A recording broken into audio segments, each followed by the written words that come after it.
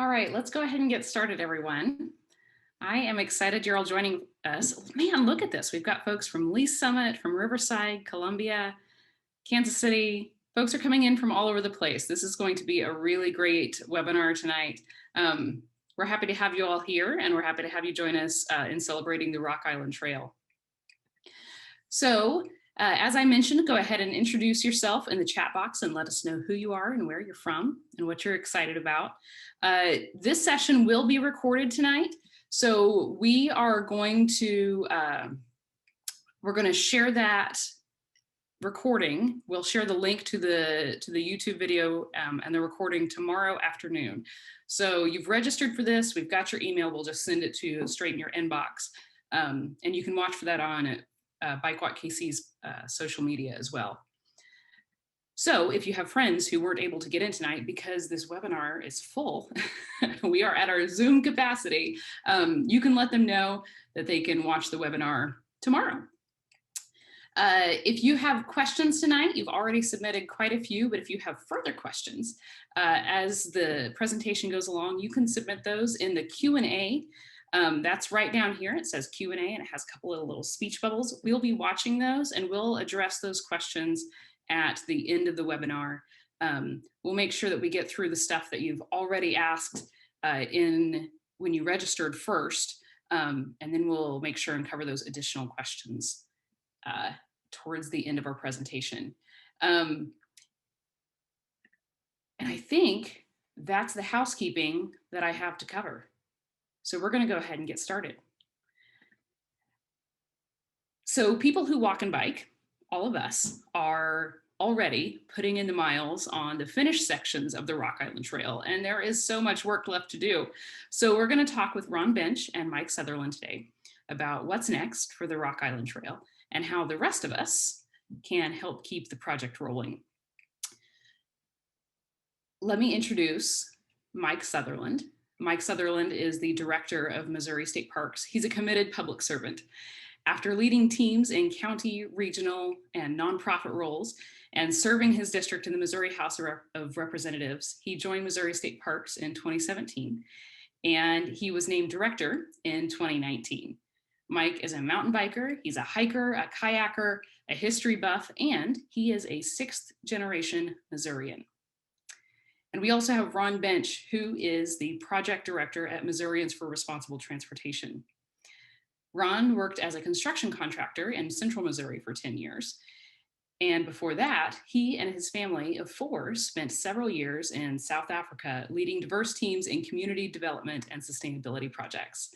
As Missourians for Responsible Transportation's project director, Ron uses the community building skills he honed in Africa as he travels the state and meets with community leaders who want to increase walking, biking, and transit options for all Missourians.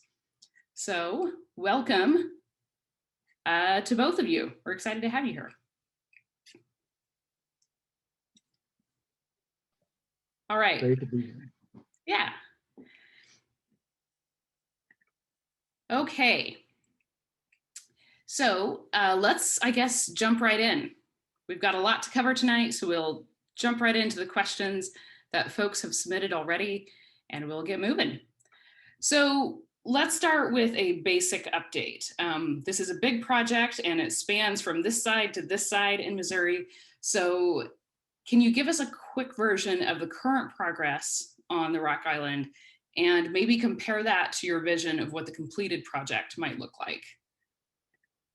All right, thanks. And I can kind of start and kind of frame it a little bit from the Missouri State Parks perspective. And I think that one of the challenging things when you talk about the Rock Island Trail is really kind of defining what part of that trail or what part of the project you're talking about, because of course there's the Rock Island Spur of the Katy Trail, which is the finished 47 miles from Windsor up to Pleasant Hill.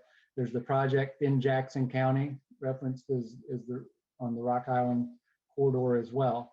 And then another separate piece that really we've been working a lot on here recently is the Rock Island corridor, which is the undeveloped portion that runs from Windsor east all the way over through Beaufort, Missouri, over on the eastern side of the state. So as I referenced Rock Island, I can answer questions about anything state parks, but and there's kind of a map to show that. The red line is the current Katy Trail.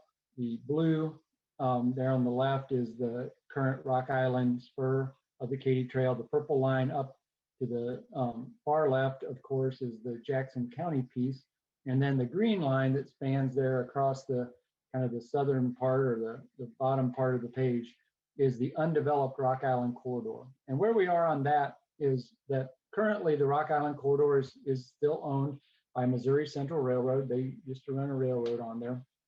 But we have signed an agreement, and when I say we, Missouri State Parks and the Department of Natural Resources have signed an agreement with Missouri Central Railroad that we potentially will take management of that corridor. And of course, if we do take over management of that corridor, it will be for the development of a trail similar to the Katy Trail.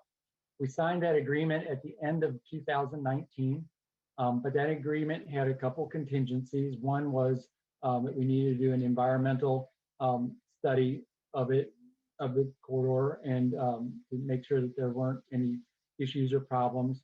That hasn't been a problem. And then the other contingency is that about $9.8 million needed to be raised philanthropically to be put into a fund created by the legislature called the Rock Island Endowment Fund for the purpose of providing the resources for Missouri State Parks to hold and manage the corridor while it then would be developed in the future.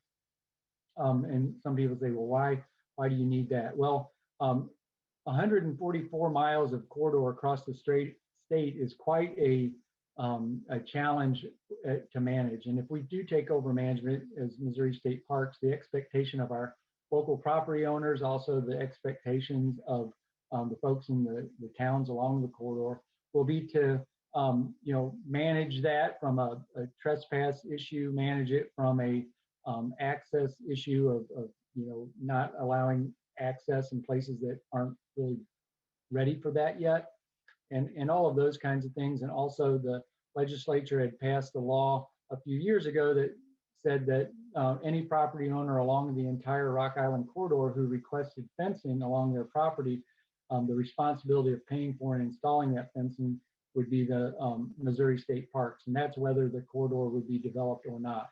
And so in order to make sure that we were able to meet those responsibilities, we put in this contingency in the agreement. And then there's work, and Ron may be able to speak to this more, work with many of our philanthropic partners, including the Missouri State Parks Foundation and many others, Ron's organization as well. And I know that Bike Walk Kansas City has been an interested party as well.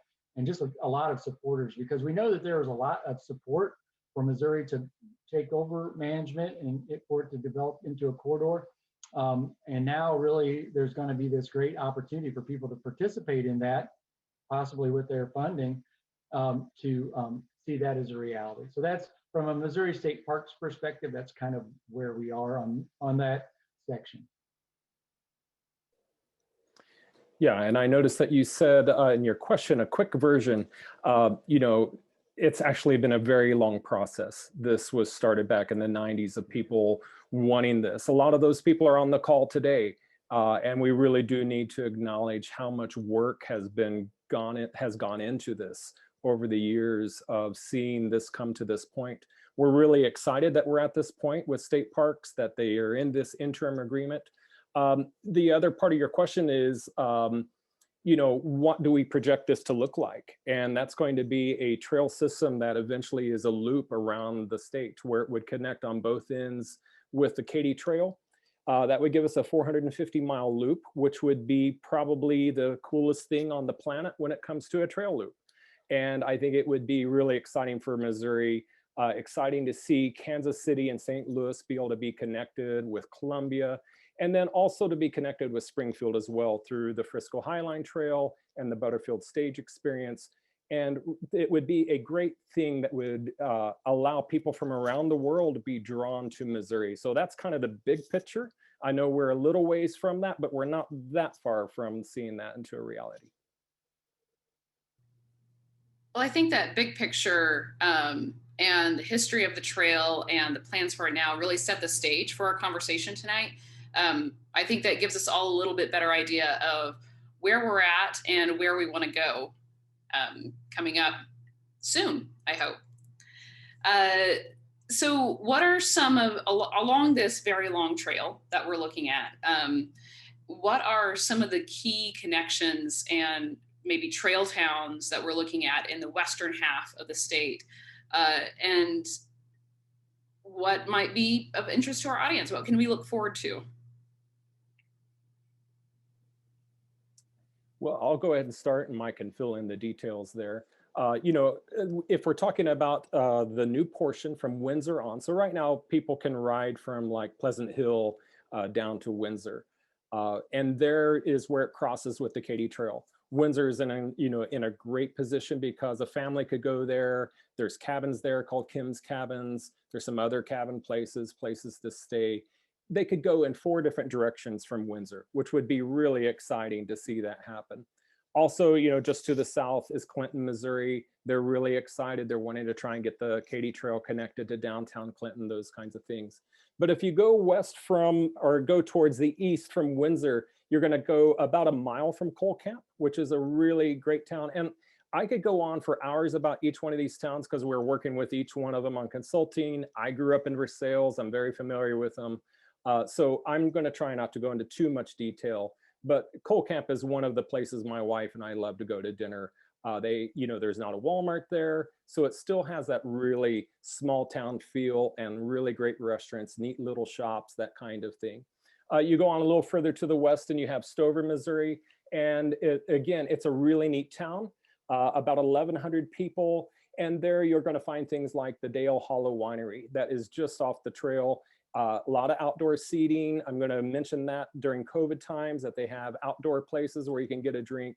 All of that is a really, really cool place to go. A little bit further down the trail is Versailles, Missouri. That's the town that is my hometown where I grew up. I also have to give a plug to my brother who owns a restaurant there. It's called the Pioneer Restaurant. And if you like fried food, go there on April Fool's Day, and everything is fried, including like Snickers and anything you want could be fried. So, and there's all kinds of great little places in these towns.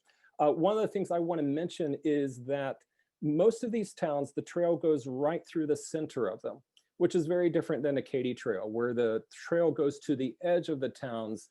In places like Versailles, and we'll bring up a shot of that, you'll see that the trail goes through the center of the town. It'll be about 3 miles of the trail that is actually within city limits, and it goes right next to the downtown. There you're going to find restaurants. There's Mexican restaurants. There's breweries. There's a place called Bee's Knees Ale House. And you're just going to find this kind of map for just about every town along the trail where it goes through the center. On further is Eldon. Also goes right through the town. Great shops, great restaurants there, and really kind of that hometown feel where you could go with your family and you could go on a hike, and you would also be able to have a meal at the end of the day or something for the kids to do and local shopping, that kind of thing. When you get on a little further, you start getting into some really cool things like the Gasconade Bridge or the 400-foot or yard tunnel or something like that near Eugene, Missouri, and those kinds of things. But on the western half of the state, these are really fun towns to go and visit. They're the size that they have unique local places to eat and things to do. Mike, you want to add to that?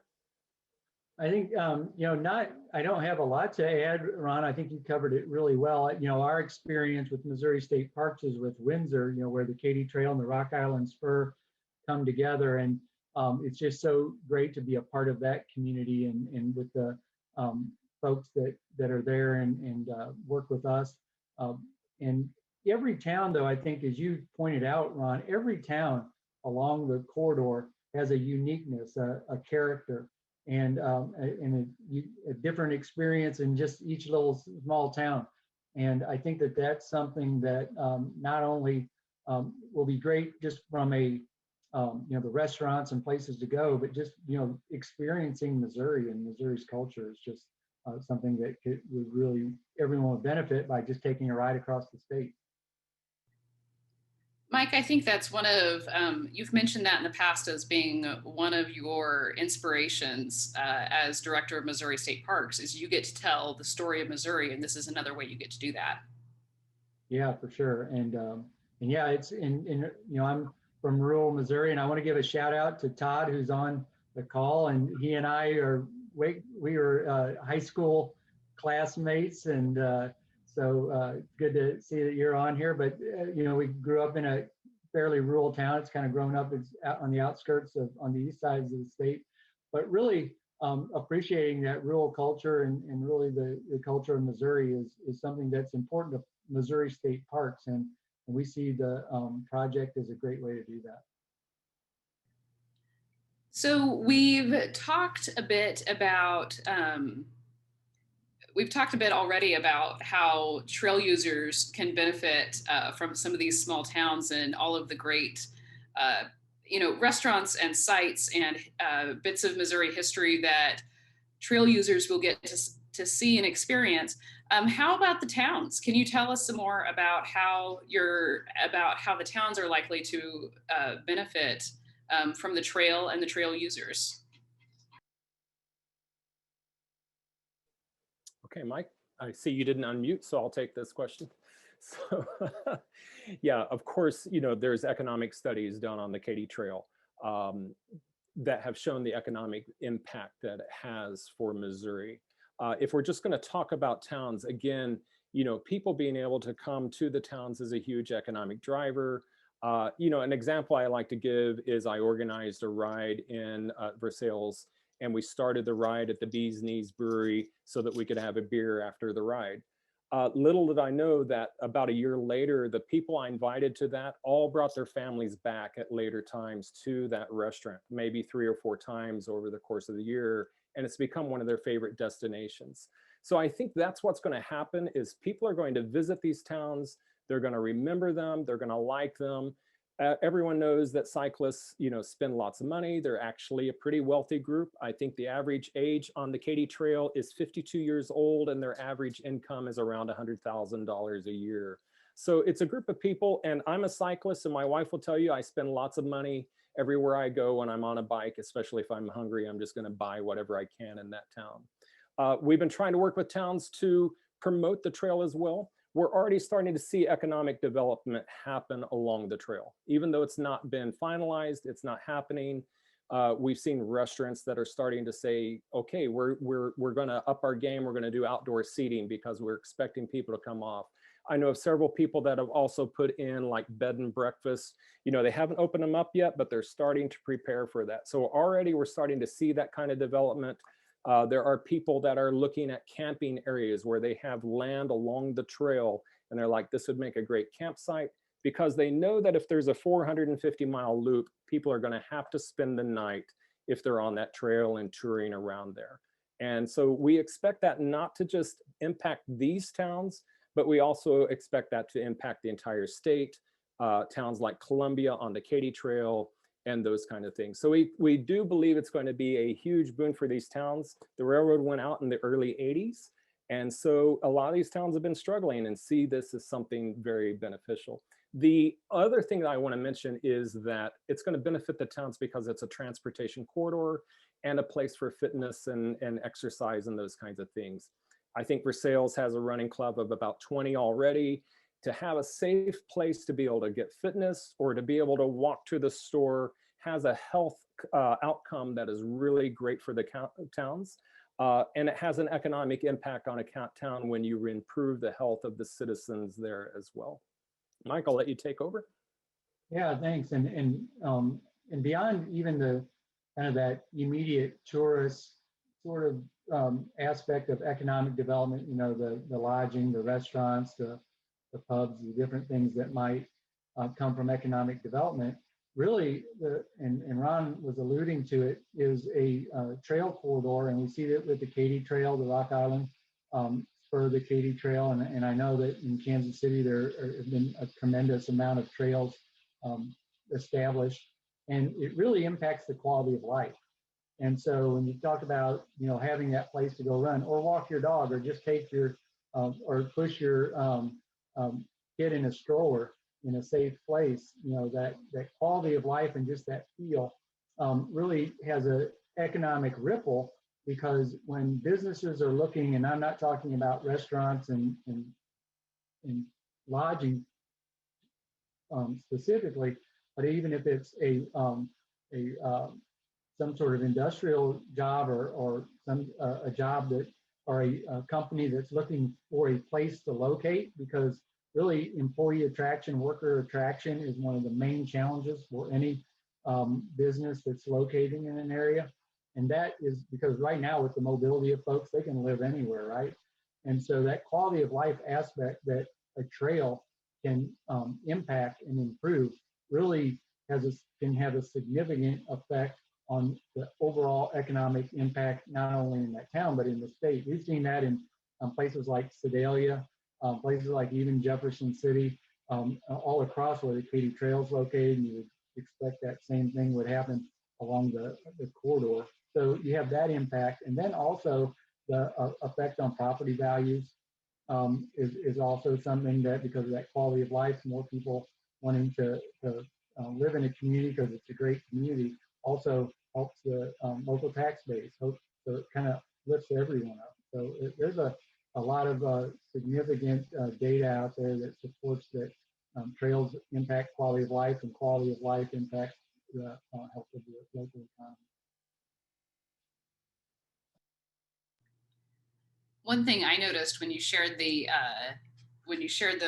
map of the trail going straight through the middle of Versailles, if you have a trail going straight through the middle of town, that improves transportation, right? So if you did not already have a bike route or a good sidewalk that was going from one end of town to the other, this trail offers a direct connection for jobs access, for recreation and education, all sorts of things that maybe a small town like that didn't have before.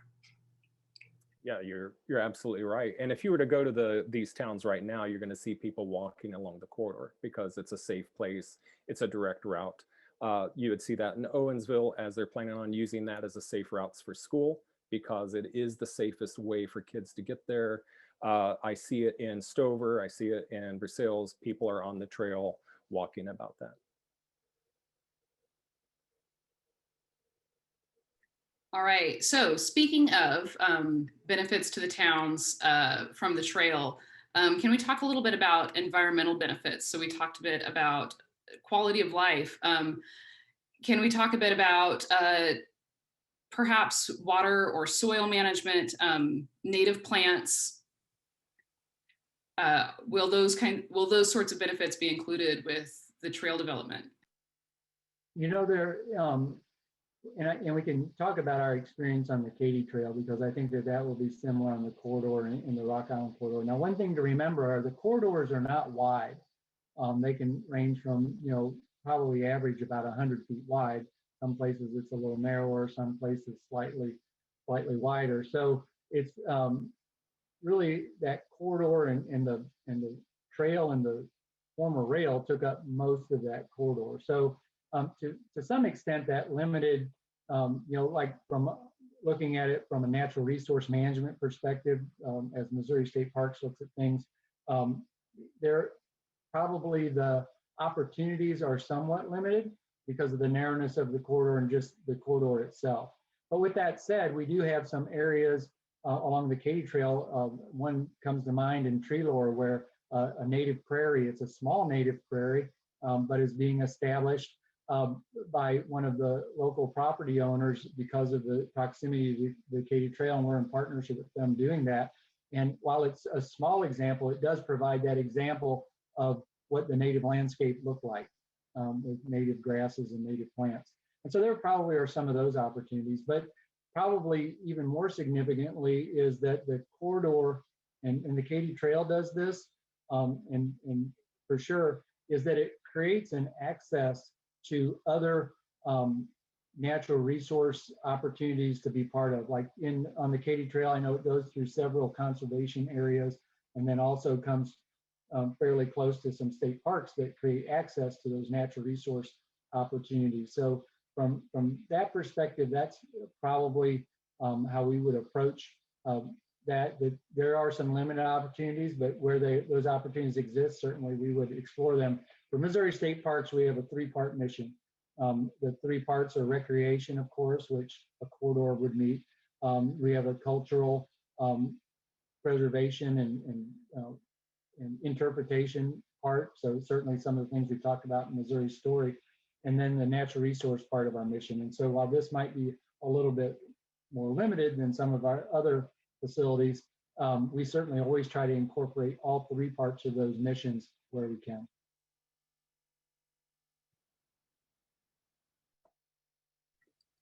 All right, so let's talk about next steps.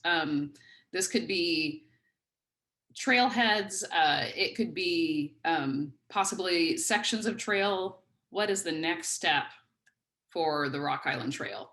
And then after this question, I know we've got a lot of folks asking, we're going to talk about funding. So hold your horses, we're going to talk about funding in one big fell swoop.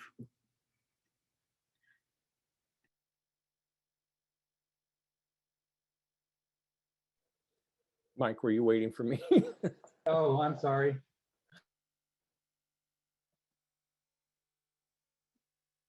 Yeah, go ahead, Ron, if you want. Oh, so with the next steps, I mean, of course, we're going to get into the fundraising and everything. I'm assuming you're talking about like what's going to happen once the trail is accepted. Is that right, Liz? Okay. Yeah. So once the trail is accepted, then Mike, correct me if I'm wrong, you can probably answer some of this better. But once that trail is accepted, towns that have trail within their city limits would be able to begin some development of their sections. Is that correct, Mike?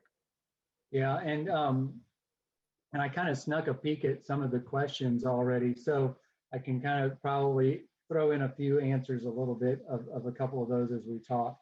And so a little bit on both ends, kind of where are we and where are we going? The first step, you know, to anything, I mean, I can talk about development and how that's going to work, but really the first step is that total acceptance, which is really dependent on that contingency being met of the funding coming in so that we can actually successfully manage the corridor while the development might happen. And that's a big step. And without that step, the development really won't necessarily happen quickly because that acceptance is contingent on that. But assuming, and I'm optimistic, that the funding comes in, there's support from all areas and those who really want the corridor to happen, help make it happen. And then then as far as development, as Ron alluded to, it would be probably working kind of in pieces as different communities wanted to do that development. Now, more specifically, and we've looked at, and there's a question about, different states and models and those kinds of things. One of the things in Missouri that, as far as Missouri State Parks, that we sort of, I don't know, I don't want to say we were spoiled, but maybe just a little, is that on the Katy Trail, we had a great gift of, funding from the Ted and Pat Jones at the beginning of the Katy Trail. And without that, the Katy Trail probably, it might exist by now, but it would have taken a lot longer. That was significant. But then the state provided funding through state parks to build that trail, which is millions of dollars. And we actually dedicate a significant amount even every day to maintaining that. But Missouri State Parks really can't sustain two facilities like that just within our funding scheme. So we looked at other states. How do they do it? How do these other rail to trail projects happen around the country? And what we found was most of them were a different model than Missouri had used. Most of them were either a local philanthropic kind of organization formed to create the trail, or several different organizations, groups, maybe communities developed pieces of a corridor that eventually became one contiguous trail. And so that's more the norm. Now, the other thing to understand about that is that the sheer size of this project, especially when you talk about connecting it all, is so like gigantic compared to many of the other rail to trail projects around the country. In some states they might be 10 miles, 20 miles. I was on one in Mississippi not too long ago that was about 50 miles, great, but in comparison of size and scope, not even close. And so our hope is that on this corridor, we use more of that traditional model that other states have used in other areas. I won't say other states that have been used in other areas, because the state might have not had any involvement at all. It might have been a community. You can look in Missouri, the Frisco Highline Trail is an example of that, where the state really doesn't have any involvement in that. And so local communities, and there has been a lot of enthusiasm, I would expect would develop pieces over time. But what we would do, and again, this is a model from another state, is we would provide a framework, a basic, kind of schematic or a basic framework design that each community all along the corridor would use. And then over time, as those come together, you have a trail that all for the user wouldn't even really notice that it was developed in one place or the other. And there'd be enough room for that towns could have and communities could have their own kind of mark of character on things. But as far as the actual trail design, what's on the ground, what people are experiencing that way would be a similar design and quality. And so that's the idea, and it would be based on the same design and quality of the Katy Trail and the Rock Island Spur. So that's kind of where we are. The Katy Trail, honestly, you think, well, that's going to take a long time, but the Katy Trail actually isn't finished. It's been there for a long time. We actually just finished a portion of it through Sedalia and worked with the city of Sedalia to provide a connector. And I know people are familiar with Pleasant Hill, but there's a bridge missing. And many of you have experienced that, where you have to kind of do a ride around. And in the plan of the entire Katy Trail, there's a trailhead, but then the bridge that actually gets you there isn't done yet. And we have plans, and hopefully we'll be able to do that in the near future. But the Katy Trail was developed over decades, really, and still continues in that. So that is not unusual. So I would say that if we get to the point of accepting the corridor, that would be a similar model. It would take years for that complete development to happen, but there's a lot of excitement, a lot of communities, and so I think that it would start to happen, and then the connections we've made, and probably before you knew it, it'd all be a complete corridor.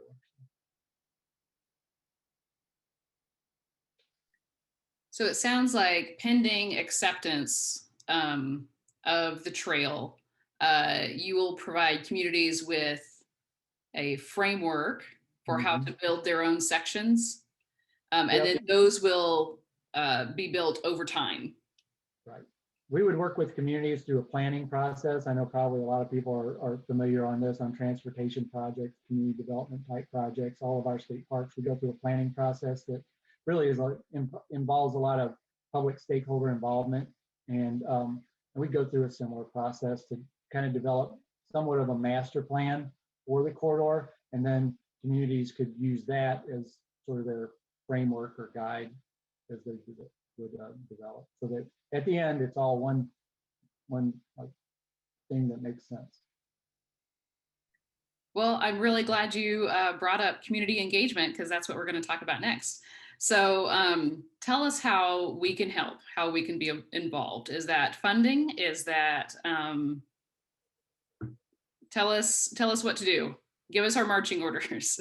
Well, I'll throw part of it over to Ron, but I think really the key right now, I think there is no question that there's support for the corridor to be developed.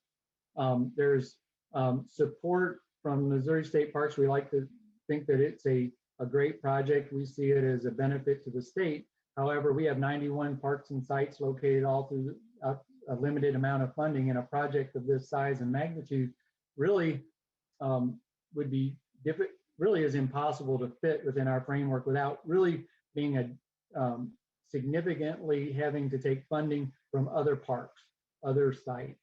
And so that's the one thing that I think to keep in perspective is that that's why this challenge exists, is because if funding were to come, it's not going to come. The sales tax isn't going to change much, that we depend on 3/4 of our budget. Our earnings that we get isn't going to change much. It's good, but it's not going to change much. And so to fit a project that has a potential price tag of $65 to $85 million into that, only other projects, other parks and sites would have to suffer, I guess. I don't know if that's the right word, but they'd have to be the ones where the cost would come from. And so that's why the framework that we've outlined exists, because we want to keep the great system great, but we also recognize that there's a tremendous amount of public support. And we also recognize in other states, in other areas of the country, there's a different model. And so we're hoping that we can bring that idea of different model, that enthusiasm, and also this framework all together. But it's going to take all of us. And so I think the fact of trying to gain support for it, that time has probably passed. And now it's time to actually take action. And that action is working with Ron and Missouri State Parks Foundation and other groups that support that to raise the funding to meet that contingency so that we can accept it and then start that development step that I think everybody's so eager to get to, but can't get to until we meet that contingency that Missouri State Parks manage. And then Ron has been really instrumental and really active in that part where of bringing people together to pull that funding together. Yeah, let me just add to that. We do need enthusiasm and we need people to talk about this. That's been one of the issues, is that we need more people voicing their support. That can be through newspaper articles, that can be through just talking to your neighbor, that kind of thing. As trail users and the people who love biking and walking around the state, this is ours to grab hold of in a sense and to really get behind. So that is one of the, if it's one of the things that we need help with, it's that kind of thing. It's talking to people, raising awareness, that kind of thing about what's happening in our state. Because we feel like this is an opportunity that we can't afford to lose as a state as well. Yeah, and I just saw where there, as far as a website that you can go to, there's the Missouri State Parks Foundation website. And on there is some information about the trail. There's different things. And that is the group that is really heading up the fundraising for this. And there is a campaign cabinet team that is working on that. And that would be the main website to go through for that. There are different groups that are, supporting the trail. You have the Missouri Rock Island Trail Association. They have a Facebook page. Greg Harris is on this call. That's a group that has a lot of great information there. And then also on Missouri State Parks has a lot of information about the Rock Island Trail that talks about each section and how much it would cost to develop, those kinds of things. You can search that on their website. Mike, is there a direct link to that somewhere? You're muted.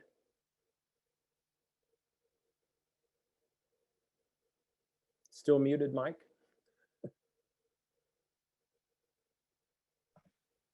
Sorry about that. That's I was just talking away. But the website is mostateparks.com. And if you go to that, there is on the title page, there's a link. If you scroll down just a bit, a Rock Island corridor link that will take you to the main pages.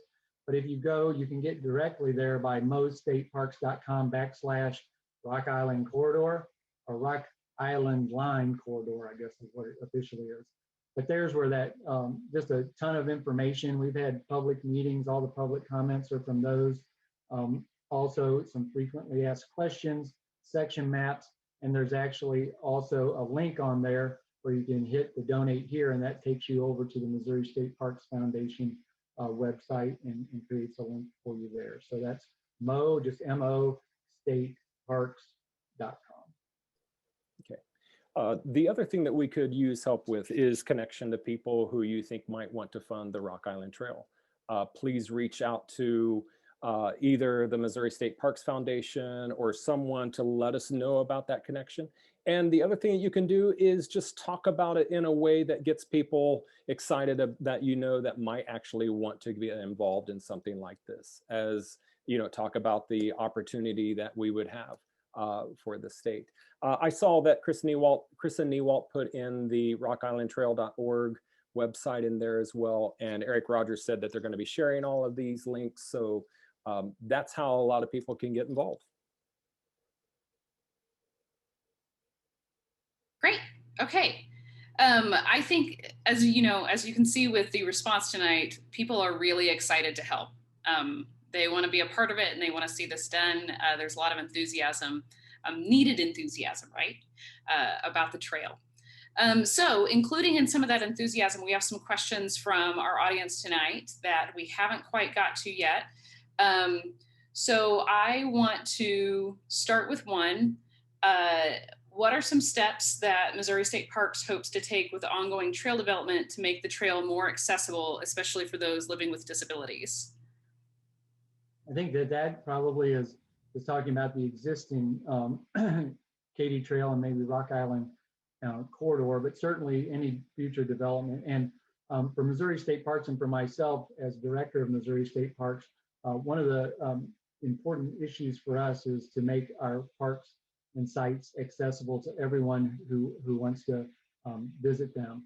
And one of the great things about the Katy Trail is that although it's a it's semi-hard surface, but it is fairly flat, and so there is opportunities for accessibility there. But there are opportunities for us to do a better job, especially in different areas of the state. But certainly we will continue to look at ways to make sure that we are available to all users and also encourage all users to visit Missouri State Parks. And that's not just on the trails, that's throughout Missouri State Parks. And there are also a lot of great trails other than the Katy Trail, Rock Island Corridor Trail, or Rock Island Spur around the state that have great trails for accessibility around the state as well.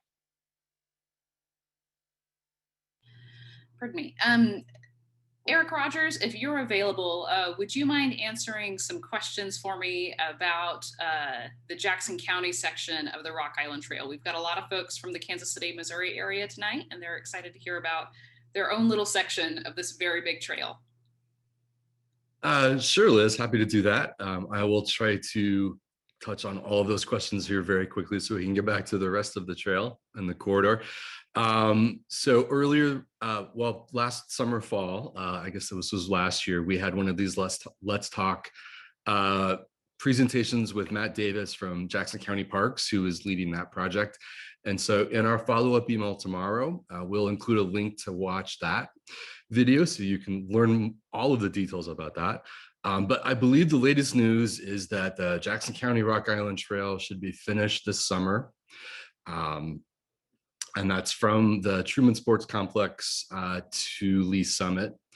A couple other questions. So the Blue River Trail and the Trolley Track Trail connections, those are in progress. I know there's been a lot of construction on the Blue River Trail, getting it up to the stadiums over the last year or so. So those are really close to being there, which then connects us in with the rest of the Metro Green regional trail system all around the greater Kansas City area.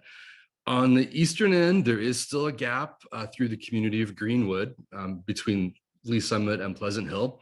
That's still an active rail line. So the communities in that area are working on some on-street connections between Lee Summit and the Katy Trail and Pleasant Hill as an interim solution. And then future connections onto the west, once we get into Kansas City, we're just a hop, skip, and a jump over to Kansas. And future connections through Miami County to get us to places like the Flint Hills Nature Trail, the Prairie Spirit Rail Trail, which really at that point creates a large bi-state trail system that we're all really excited for. And I think that's the update from Kansas City. Our correspondent from Kansas City. We'll share those links tomorrow, and that update from Matt Davis from last year, and as well as he had an interview with KMBC 9 just a couple of days ago, and we'll share that as well, just in case you want to see that extra stuff. So we also have a question from Bob Yates. I know the Secretary of Transportation has mentioned biking as being important, as in our National Secretary of Transportation. Is there support among the Missouri federal representatives and senators for developing the Rock Island Corridor? Do we have federal support from our Missouri Congress people? You know, I saw that question come in there, and you know, our focus from Missouri State Parks perspective has really been on the state policymakers, state House of Representatives and Senate, and really because of Missouri State Parks and how that's really who we answer to, so to speak, are those that represent folks in Missouri. We've had more of our conversations with them and really haven't had a conversation at the federal level because of how we are funded. But I haven't heard anything negative, but we haven't really I can't really speak to that because we haven't had those conversations. And so don't take that as a negative thing at all, because I don't think that it is. I think there's probably is positive support, but I can't really say that either because we just haven't had the conversations. As far as the state legislature and state policymakers, really, I think that there is a lot of support, and that's really important because, and that's also, you know, when you talk about, you know, having impact and what we can all do is, you know, helping make sure that those policymakers understand, you know, views, both pro and against, you know, and they need to hear from their constituents. But the Missouri legislature did establish the Rock Island Endowment Fund, and that was legislative action from a couple years ago, and that passed overwhelmingly. And so that created the really mechanism to fund the project. So I think from that aspect, it's and that action, you can see that there is support at the state policymaker level. And really, that's more what I can comment on because that's who we work with more closely. That's good to hear. So I think the answer is maybe, as far as our national leaders go. And definitely yes, and continue to contact your local or your state level policymakers and share your support. So that is all the questions that we have right now. I want to keep this open. We've got just a couple more minutes and we'll close this right at 7. So if you have a last minute question for Mike or Ron or Eric, please go ahead and put that in the Q&A box. I want to thank you all for coming out tonight. This has been a really excellent session. I know I've learned a lot. The maps helped me a lot, gave me a little spatial awareness, and the timeline and the big pictures kind of helped me understand where we've been. Started this project in the 90s, and it's going to move right through. It looks like we do have a question from Nate. Is there a scheduled advocacy day this year? He said that last year's was canceled due to COVID, and he's wondering if we've got another one coming up in 2021. Okay. From our perspective, we are not doing advocacy days this year at the Capitol. I don't know if anyone with other organizations, I don't know if Mo or Greg Harris has advocacy days planned, but at this time, we do not. And just to speak to that a little bit and not commenting on whether, because we don't advocate, we're just a division of the, you know, that does the work of the people ask us to do. But I go over to the Capitol a lot for budget hearings and those kinds of things. And just from that perspective, really there are no groups over in the Capitol. The halls are basically empty, and that's because of the precautions, because of obviously COVID and the challenges that creates. So I would, I don't know about, can't really comment on if anything's planned or not, but I just can comment that I've been over there a lot in the last month, and it looks to me like no groups are really doing that just because it's better to be safe. And there probably are other avenues that maybe they're using, but being actually in the Capitol is not one of them. All right.